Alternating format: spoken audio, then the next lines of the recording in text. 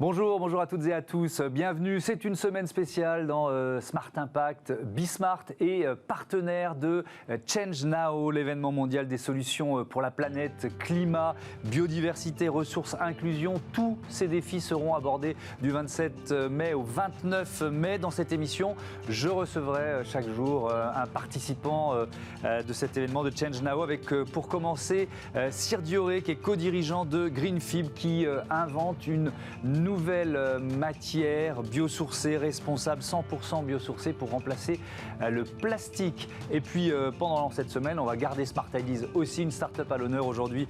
Ce sera Touroule, on va parler mobilité. Touroule qui propose des sessions de formation pour bien rouler en trottinette, entre autres. Voilà pour les titres. C'est parti pour ce Smart Impact en partenariat avec Change Now.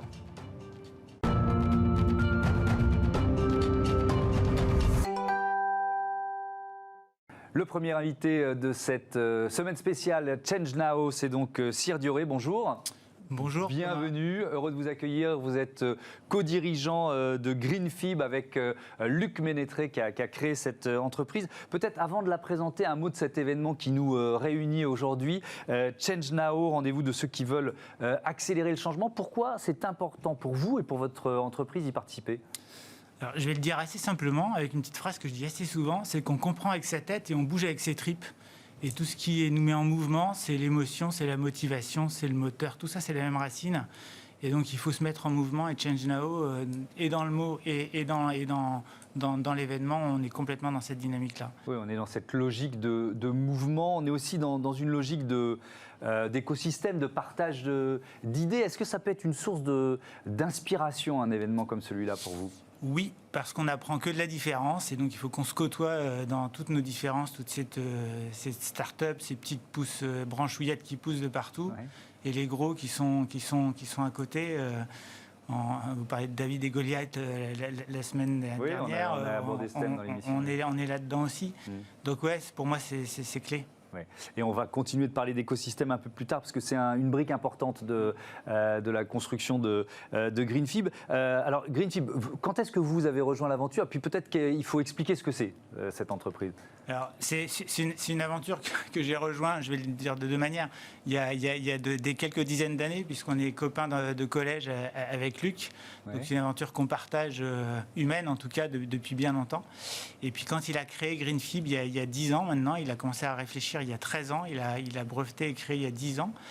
Et comme il est opticien, à la base, il n'avait pas tout à fait de repères industriels forcément. Donc sa matière, elle est un peu restée dans un tiroir. Il l'a ressortie quand on a traversé l'Atlantique vers New York, entre Saint-Nazaire et New York, sur le Queen Mary 2, dans un séminaire sur l'entreprise dans le monde de demain, où là, il s'est dit, il faut vraiment que j'en fasse quelque chose. Et puis comme moi, ça me bottait bien aussi de contribuer autrement qu'en formant des managers ou des dirigeants, mais en étant acteur. On s'est associés il y a 3 ans et on développe ça ensemble, lui sur la matière et moi sur la manière. Lui sur la matière et vous sur la manière, c'est joliment dit. Alors c'est quoi justement cette matière, les caractéristiques de Greenfib ? Alors cette matière, en fait, elle est donc 100% biosourcée, premièrement. Elle est durable et elle est sans concurrence avec l'alimentation. Puisque en fait, la base principale, c'est la graine de ricin. Le ricin, j'ai mes petites fioles. Ouais. Le ricin, ça pousse principalement en Inde, sur des terres semi-arides, donc non vivrières. Elle est transformée depuis 70 ans en huile de ricin, en Inde principalement. Et ensuite, elle est acheminée en bateau depuis 70 ans jusqu'à Marseille, par Arkema. À Marseille, il y a une première transformation en monomère, puis à Cerquigny en Normandie.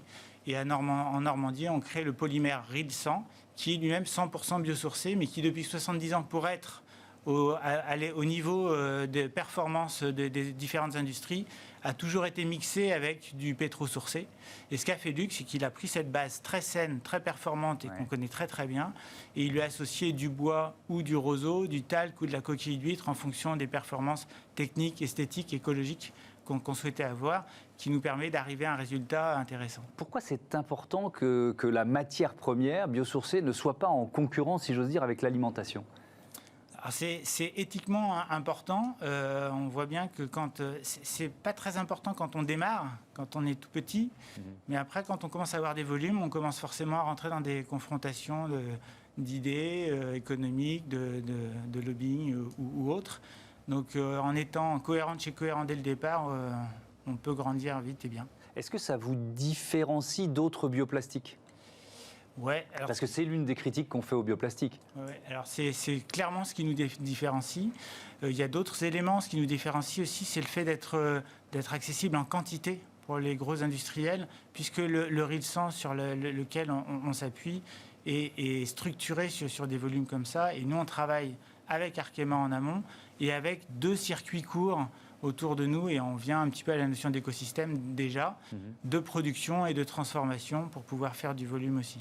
Alors, donc, il y a l'huile de ricin qui vient principalement d'Inde. Il n'y a pas d'endroit en France où c'est produit? Alors, le jour où on pourra produire, ce ne sera pas très bon signe par rapport au réchauffement, puisqu'il faut des terres semi-arides.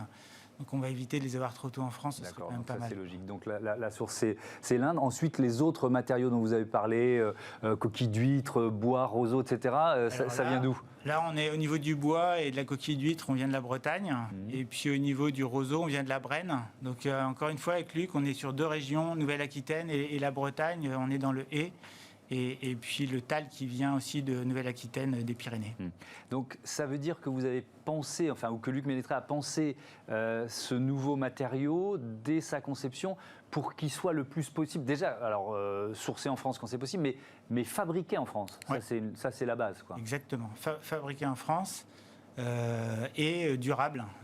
C'était important que ce soit durable. Parce que la matière qui pollue le moins, c'est celle qu'on ne fabrique pas, et la deuxième sur le podium, c'est celle qui dure le plus longtemps possible. Si en plus, on impacte les usages pour que les produits soient utilisés le plus efficacement possible. On va y revenir sur la recyclabilité, mais peut-être le premier marché, il faut raconter un peu l'histoire de Luc Ménétré. C'est un lunetier au départ, c'est ça? Ouais, alors c'est un opticien. Un opticien, oui. Il peut même faire vos mesures de correction avec une ordonnance d'un généraliste. Voilà. Comme les ophtalmos sont très pris, c'est pratique. Ouais. Et puis il est créateur dans l'âme, donc il est aussi qui crée ses petites lunettes dans son petit magasin aussi, et à côté de toutes les inventions qu'il trouve à droite à gauche en se levant le matin. Et donc voilà, il est opticien à la base. Donc le premier marché de Greenfib, c'est la lunetterie? Ouais, alors c'est un hasard, mais il n'y a pas de hasard. Mais oui, c'est celui qui est allé le plus vite, puisque à partir du mois de juillet prochain, il y a 40 000 montures de lunettes en Greenfib comme celle-ci. Voilà, qui sont légères, qui ne cassent pas, c'est des chouettes lunettes. Ouais. Donc 40 000 montures dans 850 magasins Écoutez Voir qui sortent début juillet, qui seront aussi point de collecte pour tous les petits objets en Greenfib qui respectent l'organisation logistique d'un opticien en volume et en poids. Et donc ça, ce sera la première occasion de toucher de la Greenfib un peu partout en France. Alors c'est quoi, si on parle des qualités de ce matériau, parce que voilà, vous créez une nouvelle matière, avec, évidemment, on l'a bien compris, ses qualités environnementales, la recyclabilité, on va y revenir, mais il faut qu'elle soit facile qu'elle soit fluide, qu'elle soit résistante. C'est quoi les qualités de Greenfib? Ouais, c'est tout ça. Ouais. Les qualités, c'est une forte résistance mécanique. À la torsion aussi. Ouais. Elle est auto-extinguible. C'est-à-dire que si on l'enflamme, elle s'éteint toute seule. Donc pour des secteurs comme le bâtiment, le naval, ça peut être assez intéressant.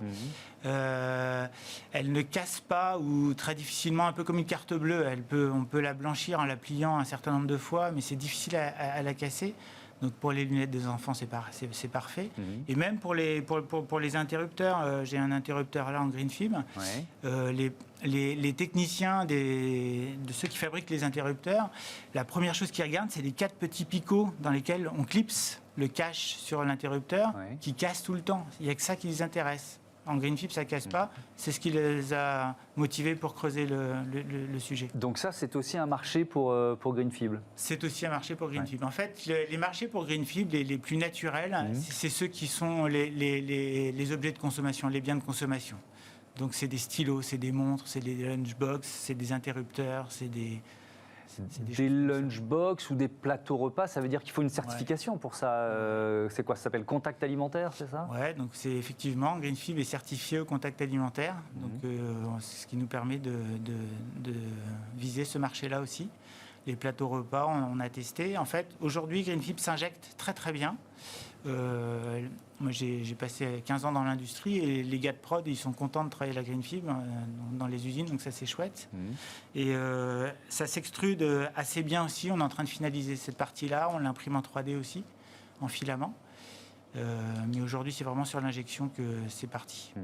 Donc, le premier marché, c'est la lunetterie, mais finalement, ça peut... Moi, en vous écoutant, je me dis ça peut remplacer tous les objets en plastique. C'est ça.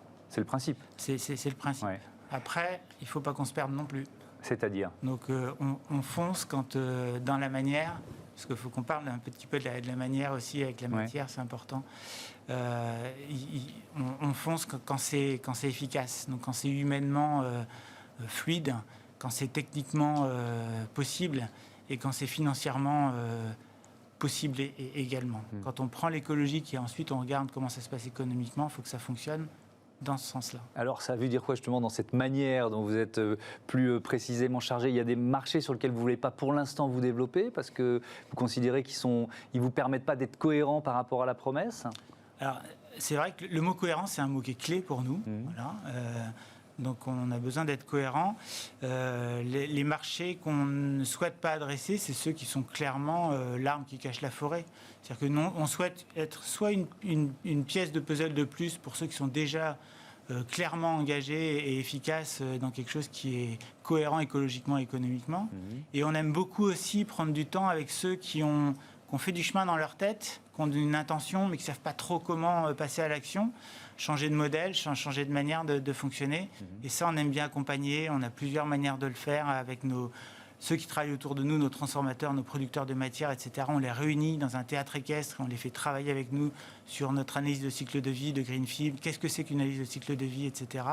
Et puis pour nos clients, on les emmène dans ce qu'on a appelé des ateliers boosters d'impact pour qu'ils osent faire un x10 dans leur projet.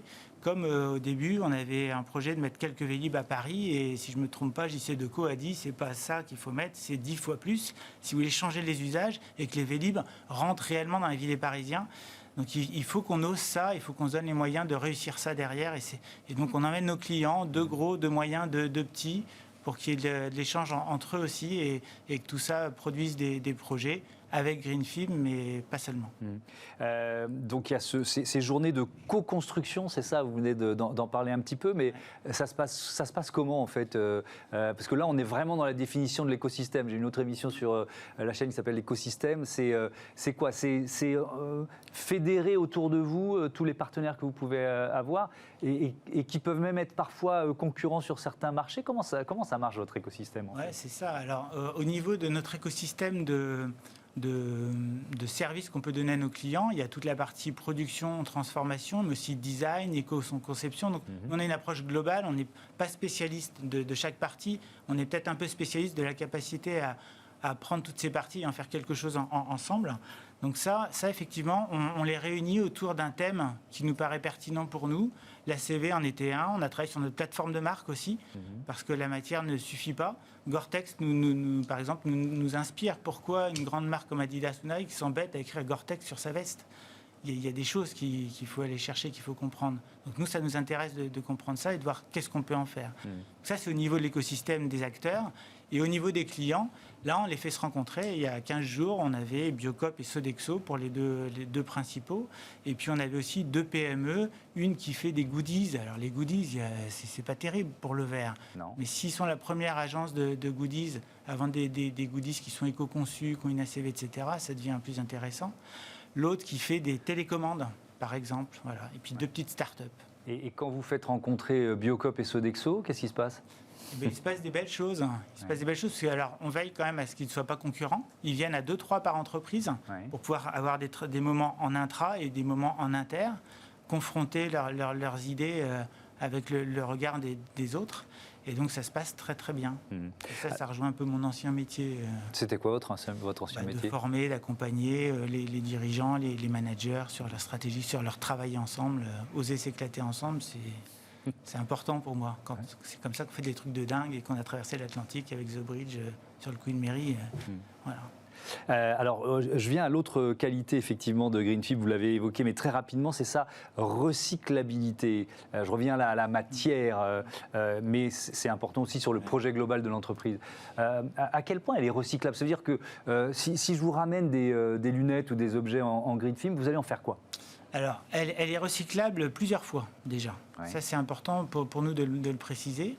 Et ensuite, c'est vrai que comme on était sur une matière durable, au début, ce n'était pas trop notre préoccupation première. Et c'est Anne de Bettencourt qui nous a titillé en nous disant c'est bien durable, mais si vous ne gérez pas la fin de vie, c'est quand même, votre mot cohérence, il ne tient pas.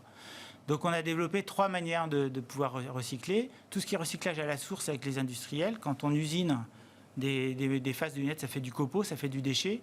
Il faut tout de suite être capable de le récupérer, de le réinjecter, de refaire des plaques et de réusiner dedans. Ça, c'est une première manière de le faire en B2B. L'autre manière en B2B de le faire, quand on est sur des volumes supérieurs à 1 tonne, c'est d'intégrer la filière Rilsan d'Arkema avec lesquels on a travaillé pour pouvoir le faire. Et puis après, il y a tout ce qui est B2C. Et là, c'est les points de collecte. Et on démarre donc en juillet avec les points de collecte et avec ces 850 magasins en France. Ça, c'est pour les circuits. Et après, pour la performance de la matière, elle est recyclable 3 fois, plus que ça en labo. Mais on se dit que déjà, quand on aura recyclé une paire de lunettes en stylo, parce qu'on fait des jolis stylos aussi, et puis après en lunchbox, on aura déjà pas mal bossé, quoi. Parce que en labo, c'est plus que 3 fois, c'est ça, si je vous entends bien. Ouais. C'est jusqu'à combien? On peut le faire un petit paquet de fois, Ouais. 5, 6, 7. Ouais. 5, 6, 7, 8. Bon, mais vous promettez les trois cycles de, c'est le cas de le dire, de recyclabilité. En fait, il y a quelque chose qui nous inspire beaucoup, c'est les principes du vivant. Ouais. On parle de biomimétisme, mais les principes du vivant nous intéressent beaucoup pour décider, organiser et agir. Et il y en a un, c'est optimiser versus maximiser. Eh bien, cherchons à optimiser 1 fois, 2 fois, 3 fois, faisons-le bien. Et puis, on ne va pas maximiser. Oui, on n'est pas dans une course au record, quoi. Voilà. Ouais, on a bien compris. Donc, on a parlé de... Je perds mon oreillette, mais ça, c'est la vie. On a parlé recyclabilité, on a parlé d'écosystème. Je voudrais qu'on parle du marché de la 3D aussi, parce que ça, j'ai découvert ça en préparant l'émission. Greenfib, c'est les objets que vous fabriquez, mais c'est aussi une fibre en rouleau, c'est ça, qui est utilisée par qui dans ces cas-là? En fait, Greenfib, traditionnellement, on la trouve en granulé, comme ça, Ouais. pour être ensuite injecté, extrudé, etc., ou imprimé en 3D. Pour l'instant, pas tout à fait, mais ça va bientôt venir.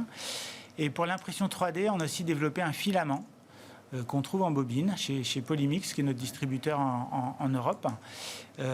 Et donc ce filament, on peut en faire. Alors j'en ai dans mon sac, mais j'en ai pas ici. Mais c'est pas grave. Mais on peut en faire une boîte. On va imaginer, on va faire marcher notre imagination. Ouais, on a fait une boîte d'œufs, par exemple, imprimée en 3D. Pour être très franc, on est sur de l'impression 3D assez sensible, assez fine. En atmosphère hydro-régulée, thermorégulée. Donc, ce n'est pas tout à fait possible avec toutes les imprimantes qu'on peut avoir chez soi. Mais c'est déjà très intéressant pour du proto, pour des beaux projets. Et sur la série, on n'est pas encore prêt. D'accord, mais qu'est-ce que ça ouvre comme marché potentiel, le fait voilà, technologiquement, de se dire on va être capable ou on est capable de faire de l'impression 3D? Ça ouvre les esprits déjà. Ça permet de se poser des nouvelles questions. Et quand on travaille avec des injecteurs, ça permet d'oser dans cette dynamique de confiance, de co-construction, etc., de se dire je peux peut-être tenter aussi d'aller voir un peu dans ce sens-là, parce que c'est nouveau, et ce qui est nouveau, on n'y va que quand on a un peu confiance quand même. Ouais. Donc vous nous avez parlé d'une échéance importante, c'est juillet, avec voilà, c'est combien, 40 000 paires de lunettes qui vont être disponibles. Est-ce qu'il y a d'autres dates importantes là à venir dans les semaines ou dans les mois? Ouais, dans les mois qui viennent, j'ai pas de date précise, mais on a quand même plusieurs projets avec des grands noms, français, suisses en particulier. Donc on espère bien que d'ici la fin de l'année, au début 2022, il y aura des belles choses qui vont sortir en Greenfib.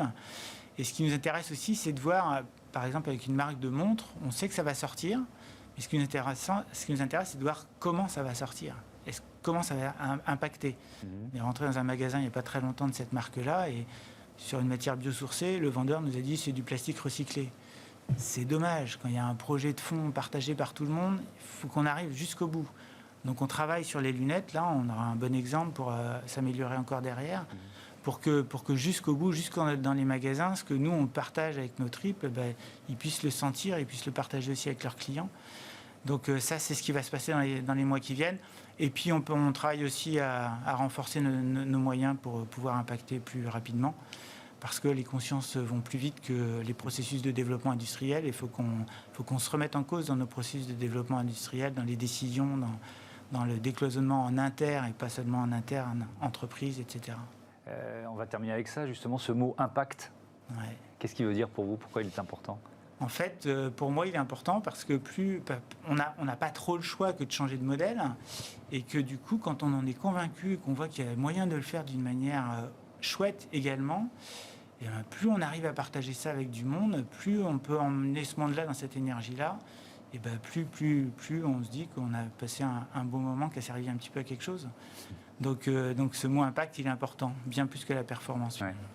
Vous êtes venu comment pour participer à l'émission? Et ben donc je suis venu en trottinette. Électrique ou pas? Pas électrique. Bravo, vous avez fait jouer la force du mollet. Ça m'offre la transition toute trouvée sur le thème suivant. Merci beaucoup. Merci Cyr Duré. Bon vent à Greenfim. Bon sommet, bon événement Change Now, et à bientôt sur Bismart. Et donc on prend notre trottinette. Enfin, on apprend à rouler en trottinette surtout tout de suite. C'est Smart Ideas. Smart Ideas avec BNP Paribas. Découvrez des entreprises à impact positif.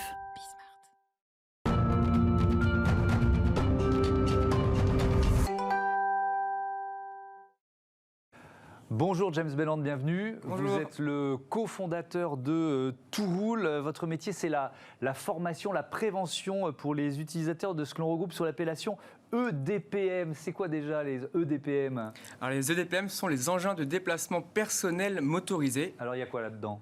Les trottinettes électriques, Ouais. la gyroroue, les overboards, skate électrique ou encore gyropode. Ok.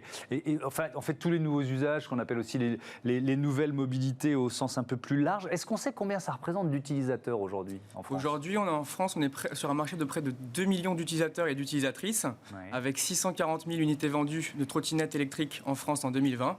Donc c'est un marché en forte croissance et on connaît effectivement un essor considérable sur ces nouveaux modes de déplacement. Oui, avec une accélération pendant l'année 2020. C'est vrai que la crise sanitaire, ça a renforcé la transition vers ces types de transports. Vous l'avez ressenti, vous? Oui, tout à fait. Au même titre que le vélo. Effectivement, vélo à assistance électrique. Trottinette, ça a quand même été plus de ventes en 2020 que de vélo à assistance électrique. Donc on connaît une forte tendance et en tout cas un report modal qui est assez fort sur ces modes de déplacement. Alors, ces nouveaux conducteurs, qu'est-ce que vous leur proposez avec Toowool?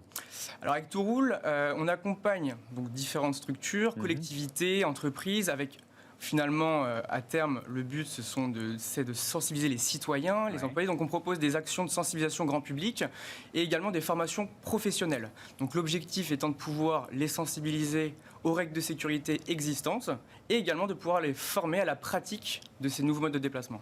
Alors ça veut dire quoi? Ça veut dire que, grosso modo, il y a pas mal de ces utilisateurs qui ne connaissent pas bien le code de la route, ou qui l'ont Effectivement. oublié quand ils l'avaient appris pour passer leur permis. Alors, code de la route, effectivement, mais c'est surtout qu'aujourd'hui, les EDPM sont une nouvelle catégorie de véhicules. Ouais. Il y a donc une réglementation qui est dédiée et donc la nécessité de pouvoir contribuer à l'apprentissage de ces nouvelles règles-là. Alors ça, on ne sait pas forcément. Ça veut dire qu'il y a des règles spécifiques. Exactement. Aujourd'hui, la Vous avez nécessité... quelques exemples, hein? Oui, bien sûr. La nécessité d'assurance, effectivement, en responsabilité civile. Donc aujourd'hui, quand je conduis un EDPM, il faut s'assurer en responsabilité civile.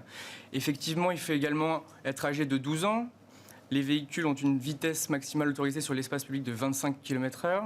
Et effectivement, on peut rouler sur certains espaces dédiés, comme les axes cyclables ou encore la chaussée, où la vitesse est limitée à 50 km/h. Pardon. Donc vous organisez des sessions de formation, c'est ça? Mais vos clients qui sont vos clients, en fait? Justement, nos clients, en fait, ils sont variés. On a les collectivités pour des actions grand public lors de la Semaine européenne de la mobilité, du développement durable. On a également les entreprises pour leurs salariés dans le cadre de plans de mobilité ou encore d'actions ponctuelles, mais également les plus jeunes, collégiens, lycéens, et effectivement une nouvelle cible aussi pour répondre aux enjeux de mobilité inclusive, toutes les missions locales, maisons de l'emploi, et pour les aider aussi dans ce sujet de l'insertion. Ça veut dire que vous allez par exemple dans les collèges et les lycées parfois pour prêcher la bonne parole? Tout à fait. Aujourd'hui, il y a effectivement différentes actions qui se font dans le cadre de la sécurité routière et les EDPM, désormais, en font partie également. Vous avez mis en place un programme avec Assurance Prévention. C'est quoi et quel est votre objectif? Alors avec Assurance Prévention, on a mis en place le module TrotSafe qui est composé de 7 capsules vidéo.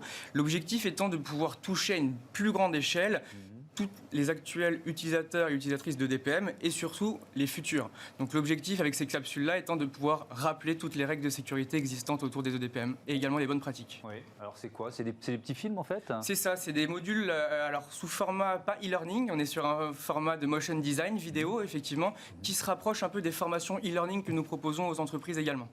Et on voit quoi dans ces Alors films? concrètement, on comprend ce qu'est un EDPM. C'est Ouais, une nouvelle donc on rappelle, pour ceux qui nous ont rejoint en cours d'interview, engin de déplacement personnel motorisé. Tout à fait, qui est une nouvelle catégorie de véhicules, Ouais. la nécessité d'assurance, aujourd'hui toute la réglementation sur les axes où on peut circuler, les bonnes pratiques à adopter et effectivement un peu un tout sur ce qui peut exister. Ouais.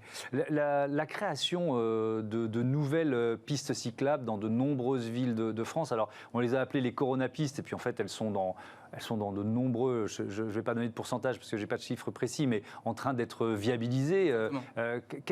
Pourquoi c'est important pour une activité comme la vôtre?